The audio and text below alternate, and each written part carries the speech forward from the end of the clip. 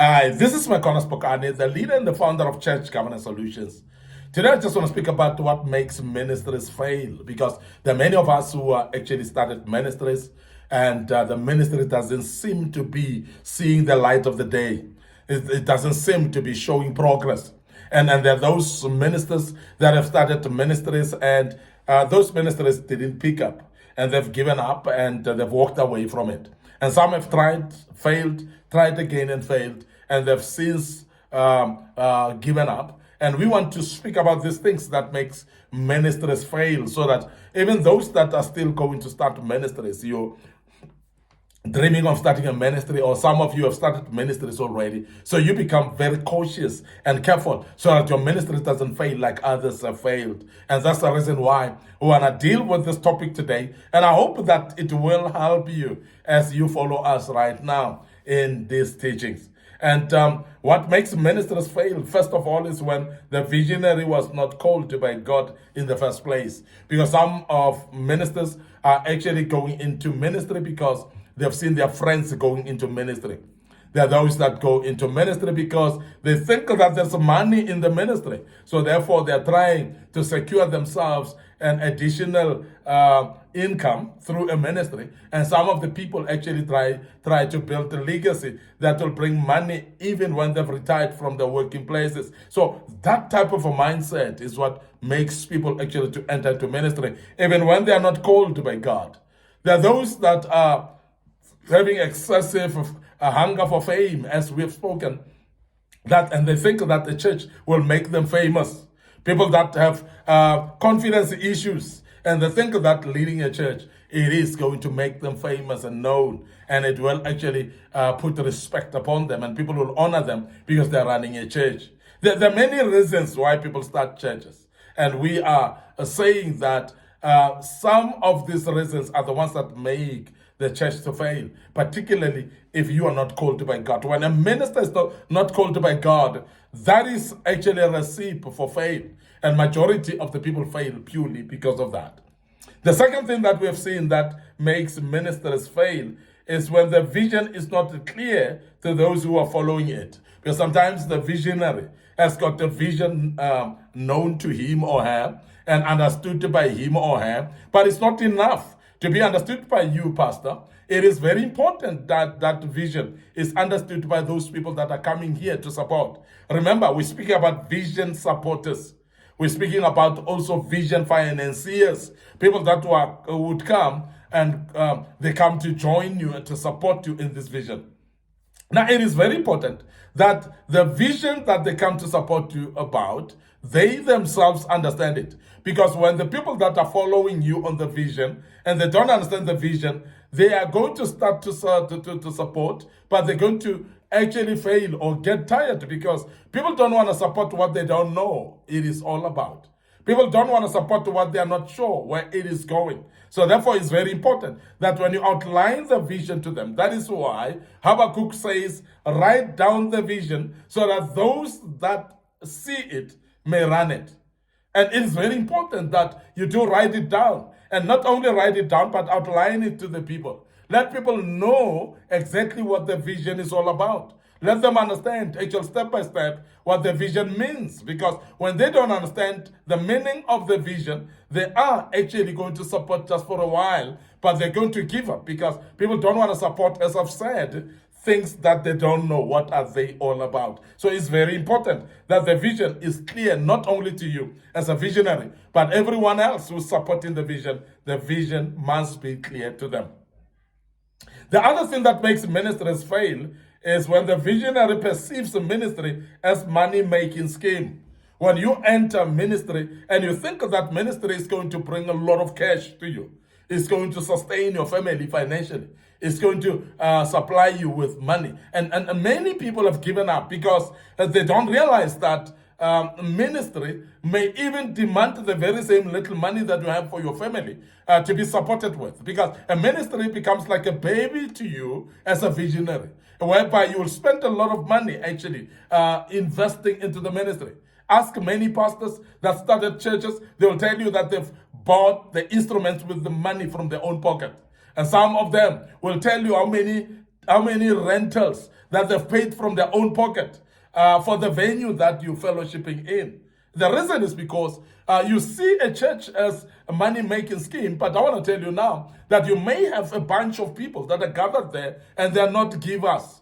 People that are stingy seated there and coming and saying they're supporting the vision, but yet they cannot spend any financial resource. And as a result, it is your vision, by the way. It is you now who have to finance it, even when people are gathered there every Sunday. You may be angry about it, but it is you who's supposed to go deep into your pocket and pay for the rental, because the landlord needs the money for the rental. And we want to emphasize that because sometimes many people launch themselves into ministries thinking that ministry will bring money, only to find that the opposite is true. It is contrary to what they think. Because when you think you'll make money, money is needed from your own pocket into the ministry. And we want to bring that on the table right now. And I want to also mention that some ministries fail because if the visionary think a ministry is all about the preacher and the preaching and glamour of the pulpit, because there are those ministers that think that ministry is about preaching. Ministry is about people clapping hands and appreciating you. It's about people screaming and saying, yeah, you're preaching well. And it's not about that all the time. And I want to emphasize that if you think that ministry is that, it is actually a lie that you've been taught. Because it is very important for us to understand that ministry is not running on Sunday morning when you are celebrating. Ministry is ran more during the week. It's actually busy every single day. Ministry is when you are being woken up at 1 o'clock a.m. to come and pray for a child that is sick on a distance away. And the very same people that are calling you, they are not even pouring petrol for your car. That's ministry. And ministry is when you are going away for a distance to go and conduct a wedding of people that are not even giving money into your church, and they don't pour petrol for you, but you go to conduct that wedding. That's ministry. Ministry is not pulpit. It's not standing on a pulpit on a Sunday morning and the clamor of people clapping hands for you. And there are many people that get into ministry purely because of that. And as a result, when they find that it's not true, they give up and ministry fail. And we want to warn you about that as well. And the other thing that we've seen that's very common as well is when the visionary thinks that when the visionary thinks ministry is about people serving himself or her, serving him or her, instead of him serving the people. Well, when you start to confuse the serving, when you start to think that the serving must be them serving you, instead of you serving them. When you start to confuse that, the members are there to be served by you, and you think that they must be serving you. When you start to confuse that, the ministry fails because people feel very underdone by the pastor or their minister because the minister is not serving them at all. And we want to mention that it is very important that when you get into ministry, you understand that you are there to serve your people, and not your people rather, but the people of God, because these are the people of God, by the way, and you need to be serving them instead of expecting them to be serving you. And this is very key from the word go, because you will be highly disappointed when you arrive with the expectation that people will serve you, and you find that they are saying, serve us. They're expecting you to serve them. And that is something that is very key for us to mention, because ministers fail because of this as well. The other thing is when the visionary want to run a calling of God with the God of the calling.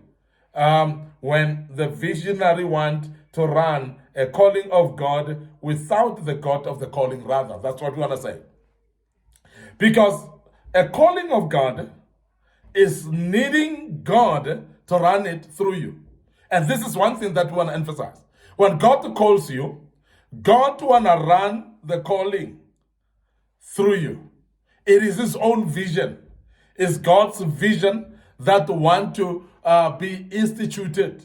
And I want to emphasize that God would love you to be just a conduit, just an instrument, just a vessel used in his hand to run his own vision. So in other words, when you think that you can run the vision that God has given you, the calling that God has called you into by your own without the God of the calling, then you're going to find it difficult to do so. And we want to emphasize as Church Governance Solutions that many people failed in ministry, or ministries have failed because they've been running without the God of the calling. The God of the vision is not there anymore, and therefore they want to run the vision without the God of the vision. And that ministry will surely fail because God needs to be there at all times. And that's very, very key. So ministries fall when the principle of evangelism and discipleship is ignored and it's not considered at all. And we have seen that churches go into a lull of religiosity whereby they sit and become religious. And they forget the Great Commission of winning souls, because the mandate of the church, rather, the primary mandate of the church is to win souls into the kingdom. And if we ignore winning souls and discipling people into Christ, we are going to be like any other organization, because the church organization is differentiated by ability to win souls into God or to Christ and to make people to know Christ as Lord and Savior. And when we ignore that, we are actually just like any other religious organization. We are just like any other political setup, because the difference between a political setup and a church setup should be the winning of souls. And not only that, but to be able to disciple those people so that they can grow in knowledge of the Lord. And that's very, very important that we emphasize that. I want to end up here today. Your host, MIcornus Phokane. I'm the leader and the founder of Church Governance Solution. Remember, we are restoring godly order in the house of the orderly God. And that's what we are called for. And we'll keep doing this with every single platform. And I want to emphasize that we have got our social media platforms. Our Facebook page is Church Governance Solutions. And I want to also say my personal Facebook page, you will find this material as well. MIcornus Phokane is the personal Facebook page. And please like those pages and click notification buttons on them. Don't forget our TikTok account as well. It's under MIcornus Phokane. Follow us on our TikTok account. And don't forget our YouTube channel under Young Men Empowerment Forum. I repeat, YouTube channel is Young Men Empowerment Forum. And please make sure that you subscribe to the YouTube channel. Not only that, but click notification button as well. But when you've done that, we want to request you please share these platforms with your loved ones, maybe through WhatsApp, maybe through Facebook Messenger, through an email or different other platforms that you may use. But share these platforms with your loved ones. They may be interested in listening and learning as well from that. And I hope that you've been empowered, and we want to check out right here. And we want to say, until we meet again with another topic, may the good Lord bless you, and allow me to say cheers for now.